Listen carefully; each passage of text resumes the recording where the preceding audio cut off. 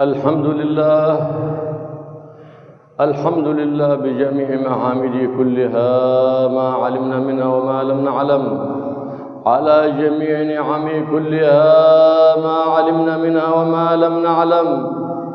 وأشهد أن لا إله إلا الله وحده لا شريك له ولا ند له ولا مثل له ولا شبه له، ليس كمثله شيء وهو السميع البصير.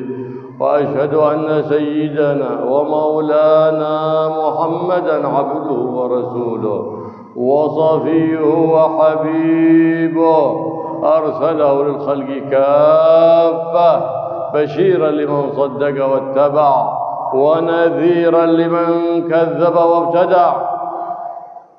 اللهم صل وسلم على سيدنا ومولانا محمد صاحب التاج والمعراج والبراق والعلم، دافع البلاء والوباء والمرض والألم، جسمه طاهر مطهر معطر منور، من اسمه مكتوب موضوع على اللوح والقلم، شمس الضحى بدر الدجى نور الهدى مصباح الظلم، أبي القاسم سيد الكونين وشفيع الثقلين، محبوب عند رب المشرقين والمغربين. فيا أيها المشتاقون لنور جماله، صلوا عليه وسلموا تسليما.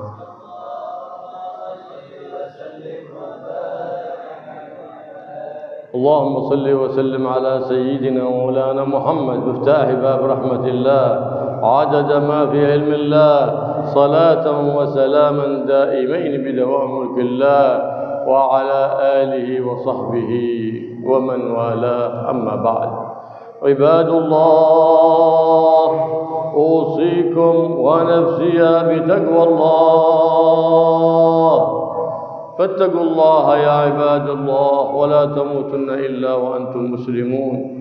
ومن تقوى الله سبحانه وتعالى تعظيم ما عظم الله، وأعظم شيء عظمه الله وأوجب علينا تعظيمه هو حبيبه محمد صلى الله عليه وآله وصحبه وسلم، وجعل شعائره سبحانه وتعالى تعظيمها علامة على التقوى الذي يحل في قلب المؤمن.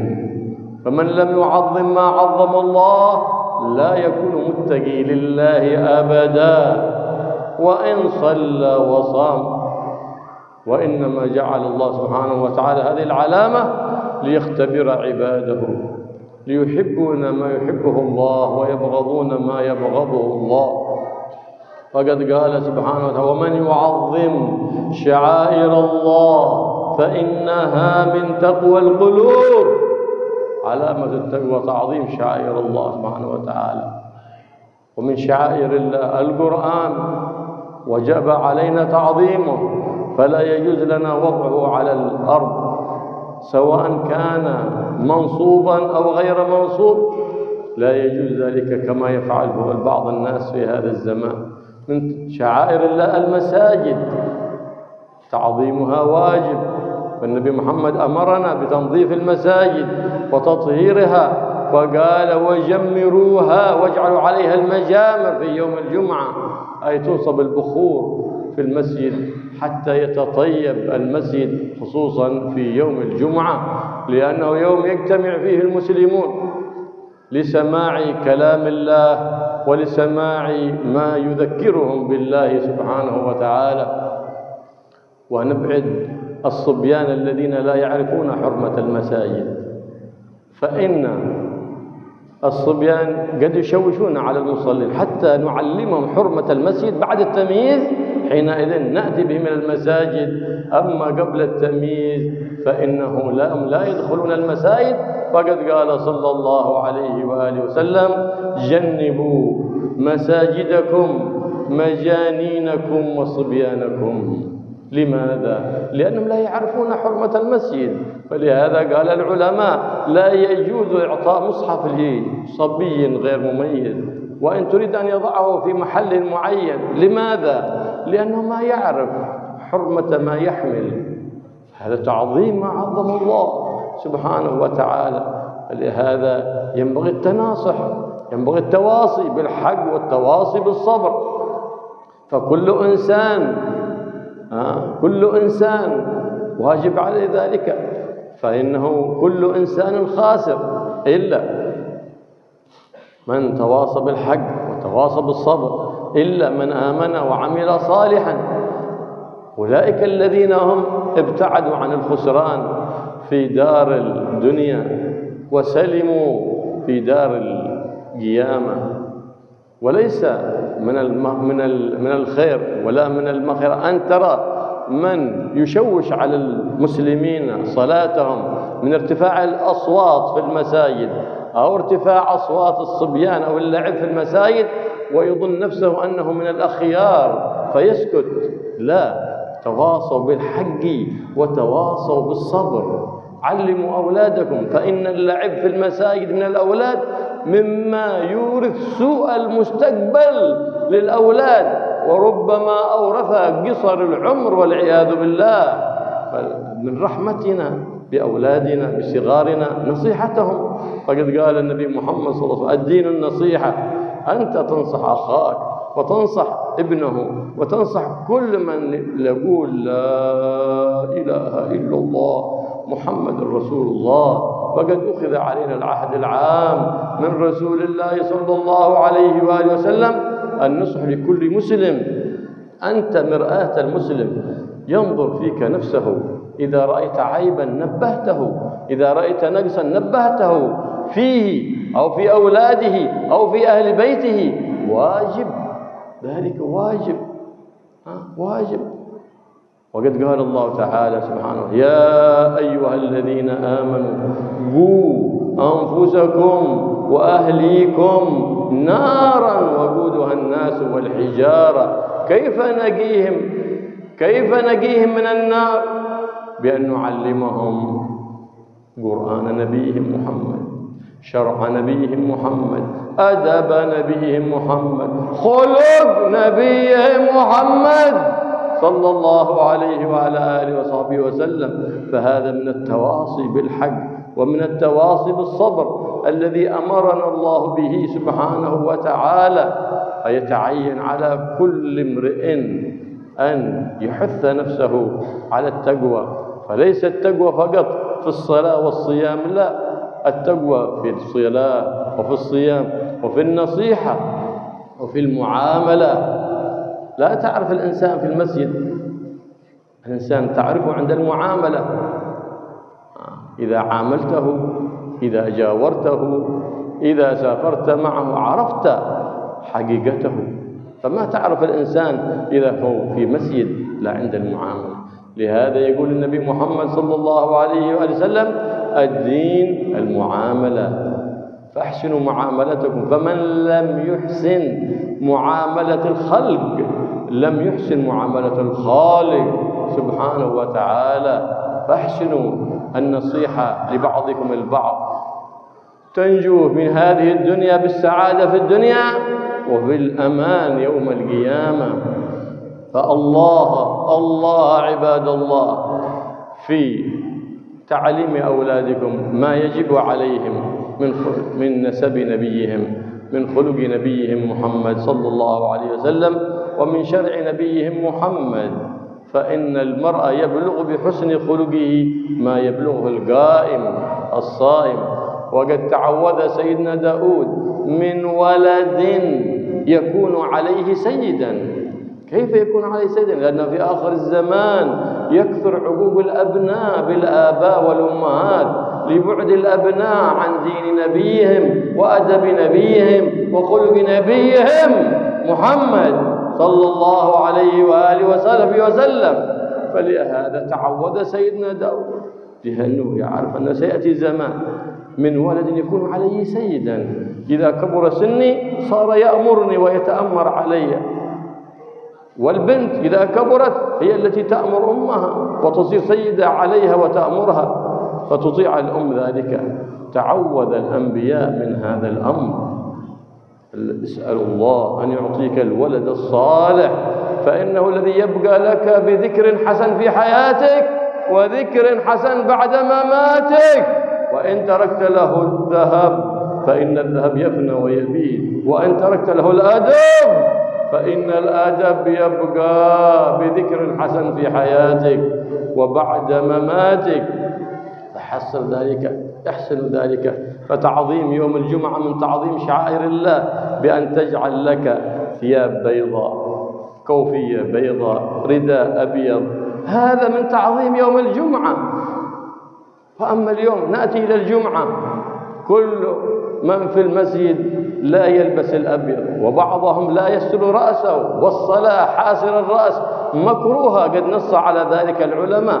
وينبغي خصوصا يوم الجمعة أن يكون لباسك اللباس الأبيض، هذا من تعظيم شعائر الله. فلهذا نديب لنا حتى في يوم الجمعة تحسين الطعام والتوسعة على العيال، لأنه من تعظيم شعائر الله سبحانه وتعالى. فعظموا شعائر الله عباد الله تفوزوا برضا المولى سبحانه وتعالى. هكذا أدبنا النبي محمد، هكذا علمنا النبي محمد.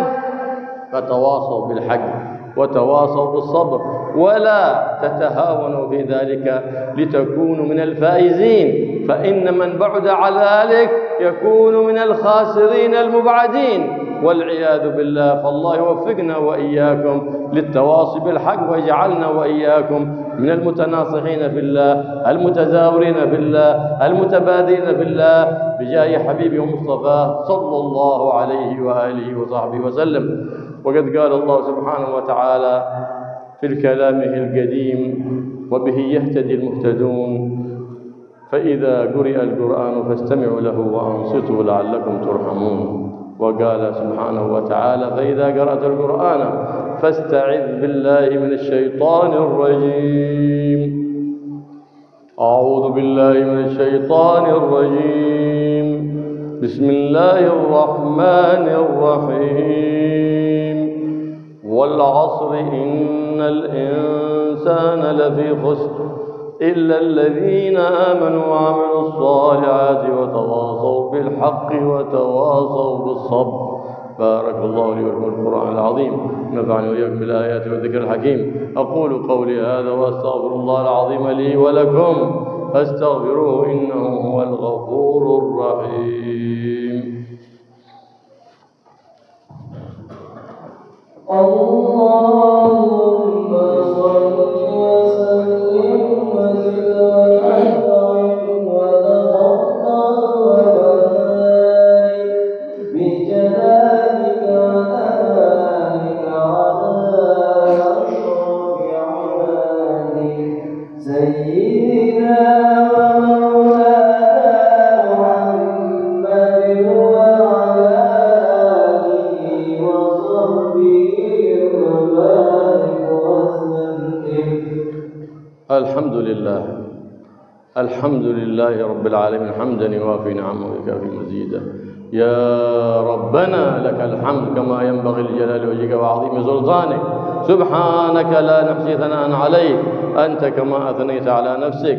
فلك الحمد حتى ترضى، ولك الحمد إذا رضيت، ولك الحمد بعد الرضا. وأشهد أن لا إله إلا الله الواحد الأحد الفرد الصمد الذي لم يلد ولم يولد ولم يكن له كفوا أحد. وأشهد أن سيدنا ومولانا محمدًا عبده ورسوله وصفيه وحبيبه، الحبيب المحبوب الذي تتعشقه الأرواح المؤمنة وتحن إليه القلوب.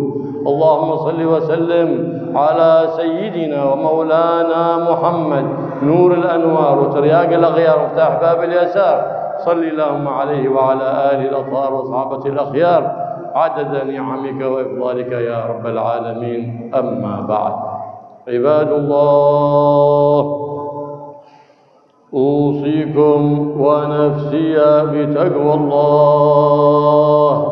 فاتقوا الله يا عباد الله، فقد فاز المتقون بخير الدنيا ونعيم الأخرى. فتقوى الله سبحانه وتعالى امتثال أوامره واجتناب نواهيه، فكن مما أمرت به قريب ومما نهيت عنه بعيد، فإن القريب من القريب سبحانه وتعالى من امتثل أوامره، وهذا هو النسب يوم القيامة يكون يرفعه الله ليقوم المتقون، يقوم من كان يتقي الله في الدنيا فإن الله يكرمه يوم القيامة، يكون آمنا جوار سيد الآمنين الرؤوف الرحيم محمد صلى الله عليه وعلى آله وصحبه وسلم. هذا من تقوى الله سبحانه وتعالى. وتقوى الله سبحانه وتعالى تعظيم كل ما ينسب للنبي محمد صلى الله عليه وآله وصحبه وسلم، فإذا ذكر اسم النبي محمد صل على النبي محمد واذكره بتعظيم، فإذا وقع منك زلة سيئة خطيئة بادر بالاستغفار والتوبة لله سبحانه وتعالى، فإن المستغفر المكثر من الاستغفار ومن الصلاة على النبي المختار محمد صلى الله عليه وسلم يكون في أمان في الدنيا وفي يوم القيامة. فلو صبت السماء بالفيروسات والصواعق المحرقات أنت أيها المكثر من الاستغفار، أنت أيها المكثر من الصلاة على النبي المختار محمد في أمان من ذلك كله. فاحرص إذا سمعت باسم النبي محمد أن تصلي عليه، سواء في مجلس أو في درس أو في خطبة الجمعة التي ينبغي فيها السكوت والسكون، ينبغي لك أن ترفع صوتك بالصلاة على النبي محمد، فكيف من باب أولى في غيرها من المجالس. فتعظيمك للنبي محمد هو كلما سمعت باسمه، فإن البخيل يقول النبي محمد الذي إذا سمع باسمي لم يصلي علي. وقد قال بعض الصحابة للنبي محمد أوصني، قال أوصيك بصدق الحديث لا تكذب، فإن الكذاب ملعون بنص القرآن، وأداء الأمانة، وقد قال صلى الله عليه وسلم لا إيمان لمن لا أمانة له.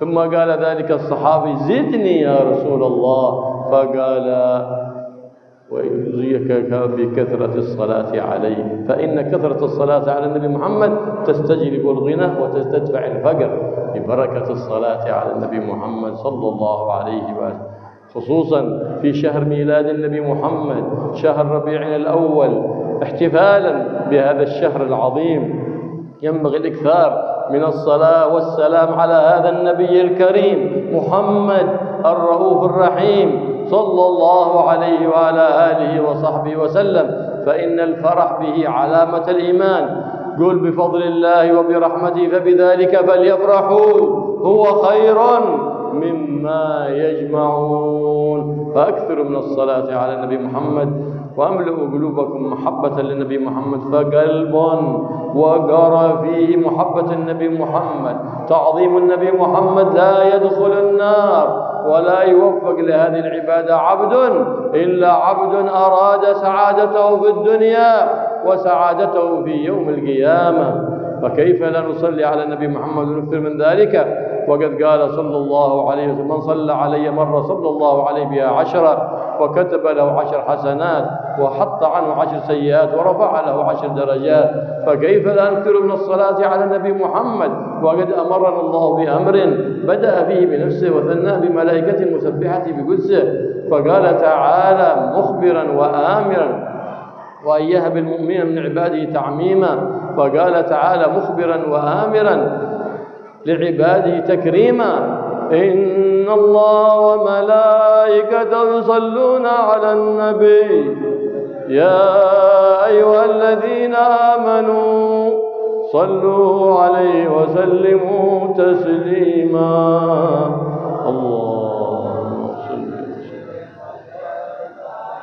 اللهم صل وسلم على سيدنا محمد وعلى آل سيدنا محمد كما صليت على سيدنا إبراهيم وعلى آل سيدنا إبراهيم، وبارك على سيدنا محمد وعلى آل سيدنا محمد كما باركت على سيدنا إبراهيم وعلى آل سيدنا محمد في العالمين إنك حميد مجيد. وارض اللهم عن أصحاب رسول الله أجمعين خصوصا ذات القدر العالي أبي بكر وعمر وعثمان وعلي، وعن سيدي شباب أهل الجنة أبي محمد الحسن وأبي عبد الله الحسين، وعن أمنا فاطمة الزهراء البتول بضعة مولانا الرسول، وعن أمها خديجة الفضلى محبوبة الرسول، من خصها الله بالسلام من فوق 7 سماوات وبشرها بقصر في الجنة من قصر لا صخب فيه ولا نصب. وارض اللهم عن سائر أزواج رسول الله وعن سائر أصحاب رسول الله وعلى من تبعهم بإحسان إلى يوم الدين. ربنا آتنا في الدنيا حسنة وفي الآخرة حسنة وقنا عذاب النار. ربنا لا تزغ قلوبنا بعد إذ هديتنا وهب لنا من لدنك رحمة إنك أنت الوهاب. ربنا اغفر لنا ولإخواننا الذين يسبقون بالإيمان ولا تجعل في قلوبنا غلا للذين آمنوا ربنا إنك رؤوف رحيم. اللهم اصلح الإمام والأمة والراعي والرعية واطف نيران الفتن ما ظهر منها وما بطن، وانصرنا وانصر بنا وانصر سائر بلاد الإسلام والمسلمين، واصلحنا وأصلح بنا وأصلح من في صلاح صلاح للإسلام والمسلمين. اللهم لا تهلكنا وأهلك من في هلاك صلاح للإسلام والمسلمين، واحفظ هذه البلاد من الأذى والفتن معه جميع وسائر بلاد الإسلام والمسلمين من جميع المصائب والبلايا يا رب العالمين، واجعلنا وإياهم في الحصن الحصين من جميع الأذيات في الحرز المكين من الذنوب والخطيئات، واغفر لنا الذنوب والسيئات يا حي يا قيوم يا ذا الجلال والإكرام. استر عوراتنا وآمن روعاتنا ووفقنا لما يرضيك عنا يا رب العالمين، واملأ قلوبنا بالتقوى كيما نكون في يوم القيامة من الناجين من الذين يسلكون هدي نبيك محمد، واجعلنا هادين مهتدين غير ضالين ولا مضلين برحمتك يا أرحم الراحمين يا أرحم الراحمين يا أرحم الراحمين. ربنا لا تؤاخذنا إن نسينا أو أخطأنا، ربنا ولا تحمل علينا إصرا كما حملته على الذين من قبلنا، ربنا ولا تحملنا ما لا طاقة لنا به، واعف عنا واغفر لنا وارحمنا أنت مولانا وانصرنا على القوم الكافرين.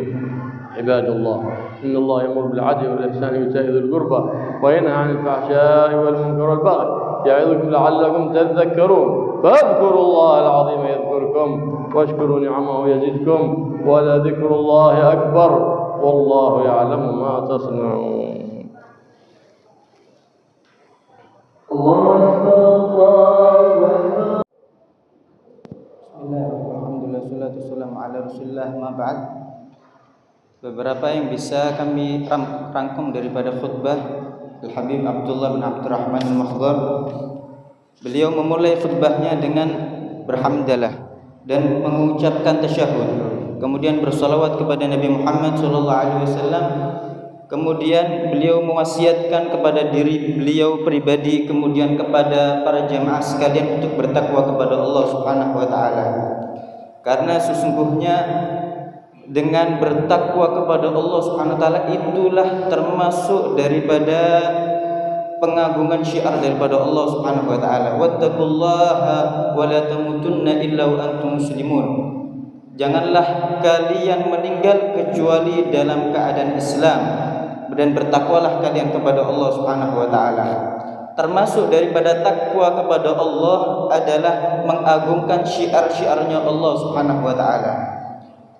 Termasuk syiar teragung adalah mengagungkan Nabi Muhammad SAW.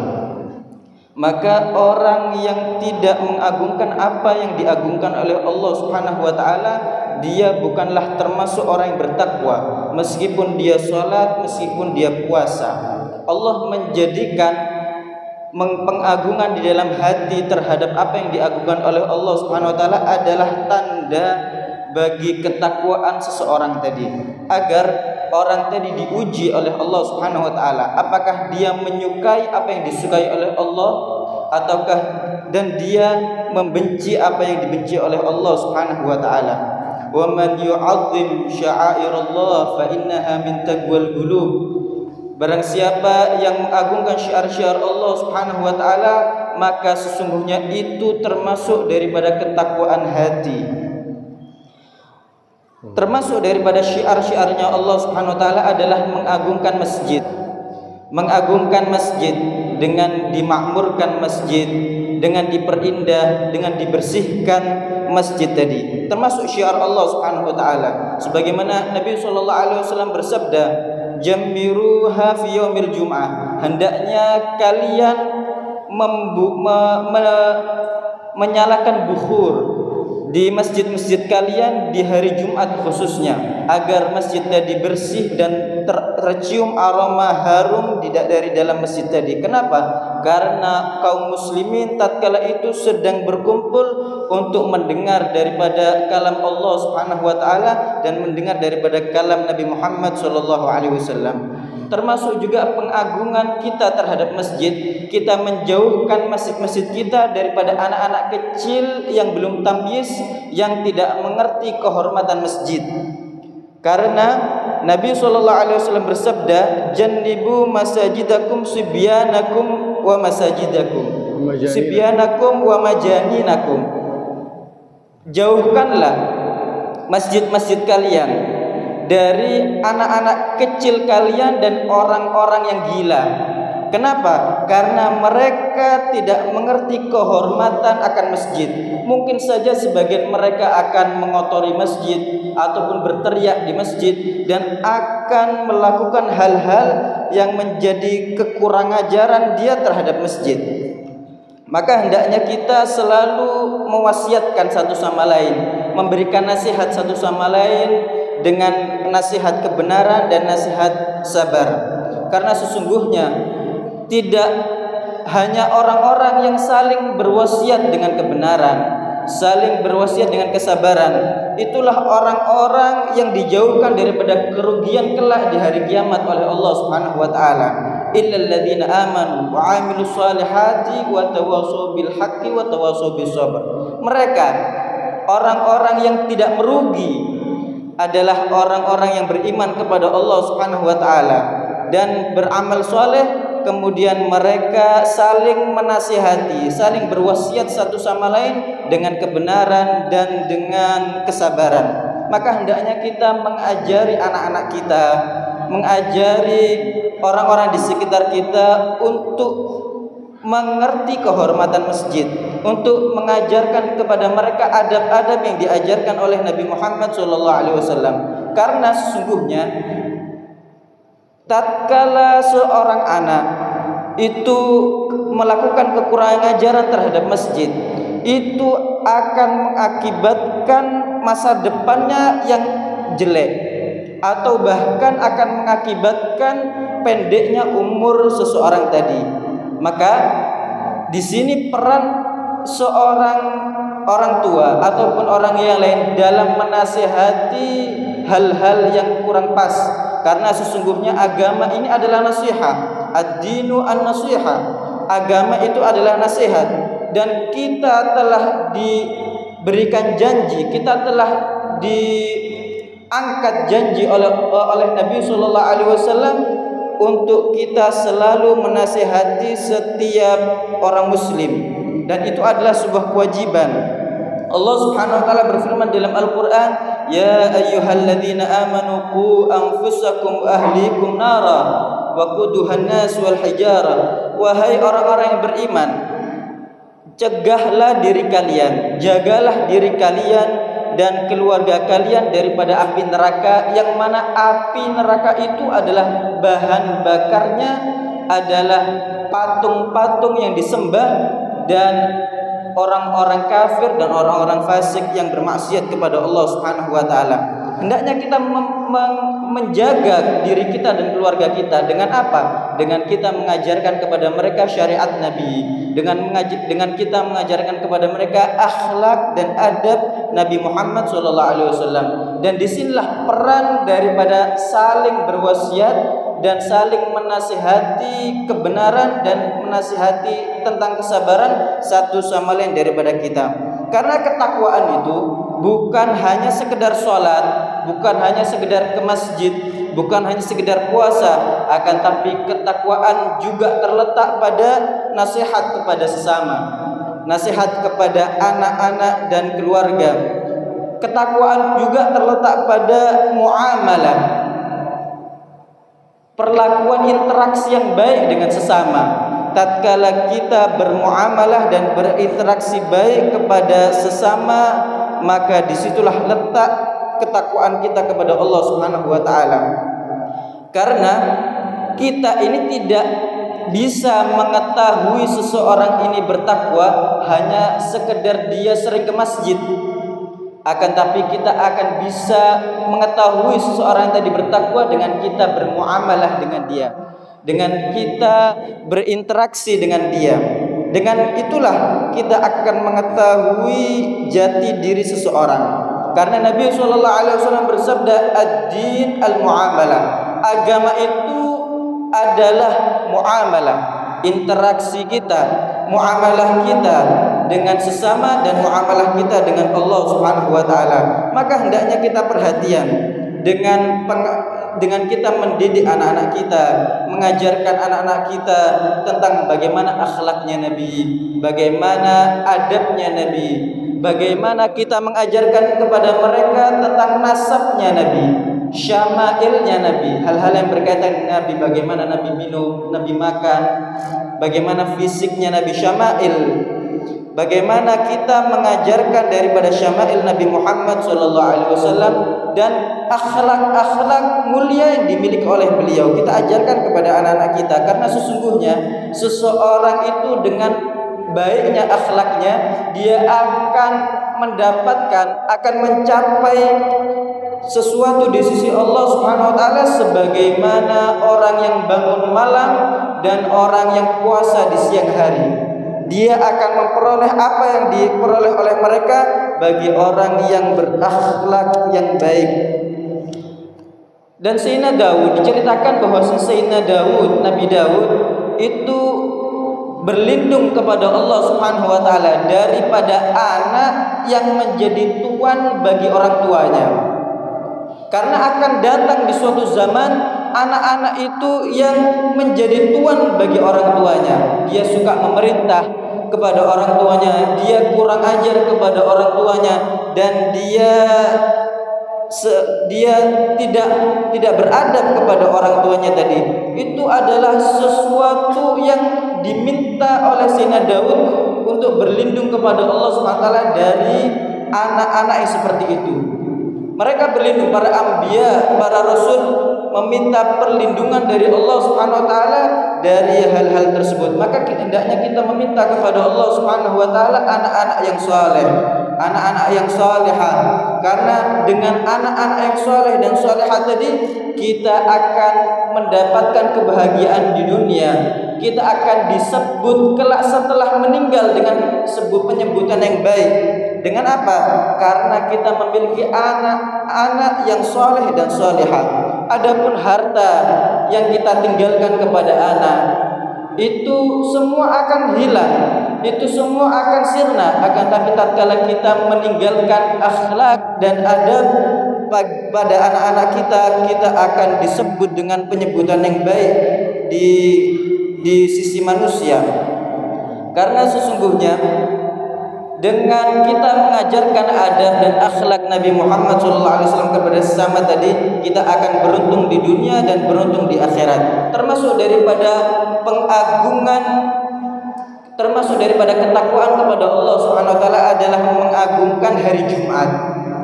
Dengan apa kita mengagungkan hari Jumat? Dengan kita menjalankan sunnah-sunnah beliau, memakai pakaian yang berwarna putih, memakai kopiah yang berwarna putih, atau memakai surban yang berwarna putih. Itu semua adalah bentuk pengagungan di hari Jumat. Bukan seperti yang terjadi di kebanyakan orang.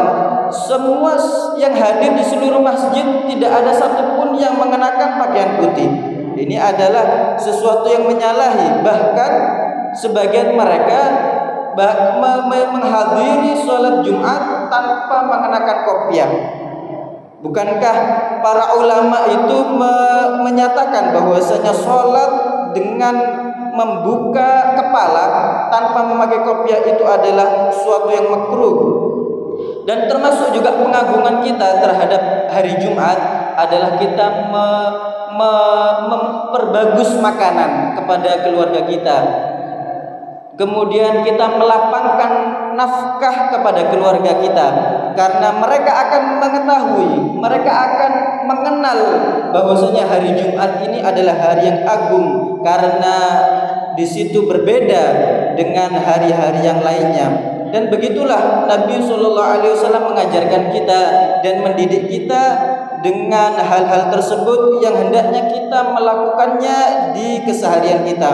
Dan hendaknya kita juga saling berwasiat, saling menasihati dengan kebenaran dan saling menasihati dengan kesabaran. Sebagaimana Allah Subhanahu wa taala berfirman dalam Al-Qur'an, "Wal 'ashr innal insana lafi khusrin illa alladziina aamanu wa 'amilus shalihati wa tawassaw bil haqqi wa tawassaw bis sabr." Dengan nama Allah Subhanahu wa taala yang Maha Pengasih dan Penyayang, demi masa bahwasanya setiap manusia itu dalam keadaan rugi kecuali mereka orang-orang yang beriman dan mereka orang yang beramal soleh dan mereka yang saling berwasiat dan memberikan nasihat satu sama lain dengan kebenaran dan saling menasihati satu sama lain dengan kesabaran.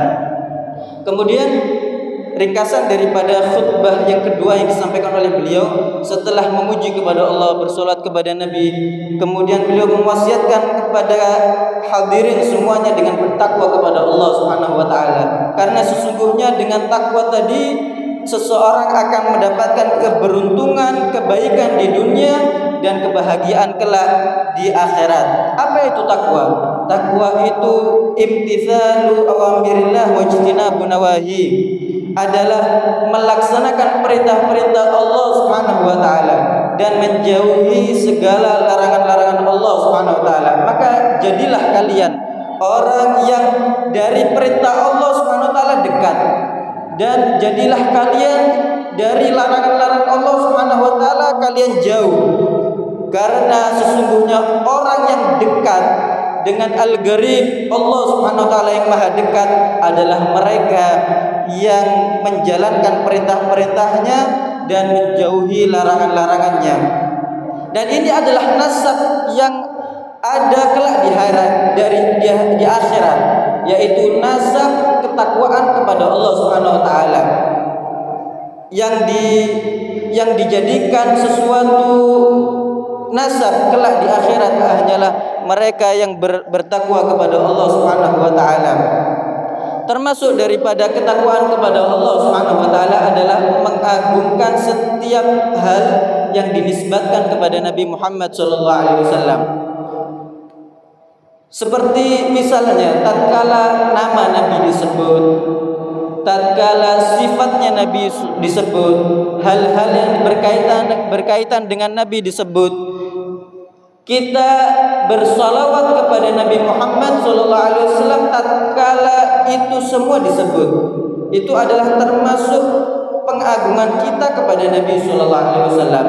Dan juga hendaknya tatkala kita sedang melakukan kesalahan ataupun dosa, maka hendaknya kita bersegera untuk membaca istighfar, meminta ampun kepada Allah Subhanahu wa taala.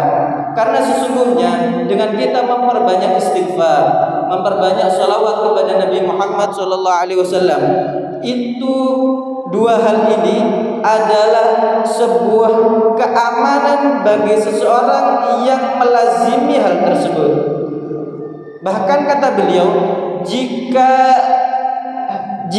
saja dari langit itu dituangkan berbagai macam musibah, berbagai macam virus dan penyakit, maka berbahagialah orang yang memperbanyak sholawat dan memperbanyak istighfar. Seorang tadi akan aman dari hal-hal tersebut.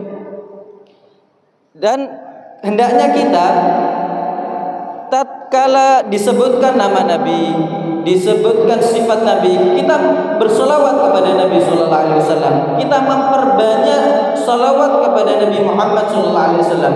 Bahkan sekalipun tatkala khutbah Jumat, yang mana khutbah Jumat tadi seseorang diperintahkan untuk diam,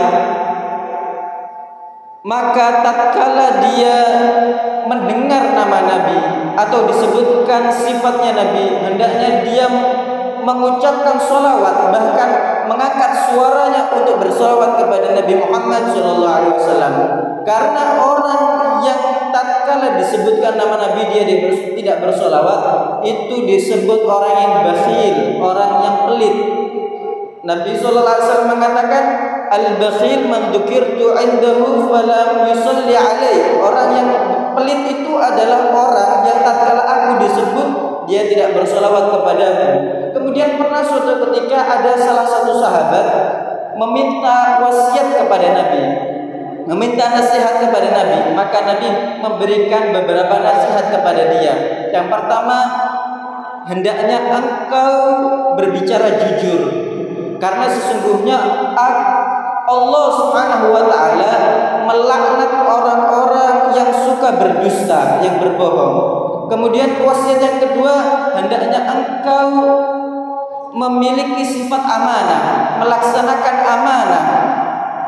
Kemudian setelah itu Pak sahabat tadi mengatakan, ya Rasulullah, tambahi lagi daripada nasihat dan wasiat darimu. Maka kemudian Nabi SAW mengatakan, perbanyaklah salawat dan salam kepadaku sallallahu alaihi wasallam.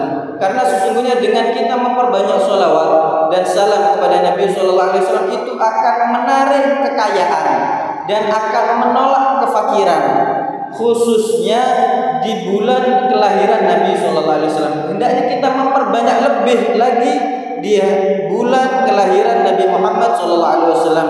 Karena sesungguhnya kebahagiaan, rasa senang di dalam hati dengan keberadaan beliau adalah tanda keimanan seseorang. Qul bi fadlillahi wa bi rahmatihi fa bidzalika falyafrahu. Katakanlah wahai kekasihku Muhammad, dengan anugerah Allah dan rahmat Allah yaitu Nabi Muhammad, dengan itulah kalian berbahagia dan merasa senang. Dan ketahuilah, hati yang di dalamnya terdapat kecintaan dan pengagungan kepada Nabi Sallallahu Alaihi Wasallam, hati tersebut tidak akan masuk neraka sama sekali dan tidak akan diberikan pertolongan atas hal itu, diberikan taufik atas hal itu, kecuali mereka orang-orang yang dikehendaki kebaikan oleh Allah Subhanahu wa taala, mereka yang Allah menginginkan kebahagiaan untuknya dari Allah Subhanahu wa taala.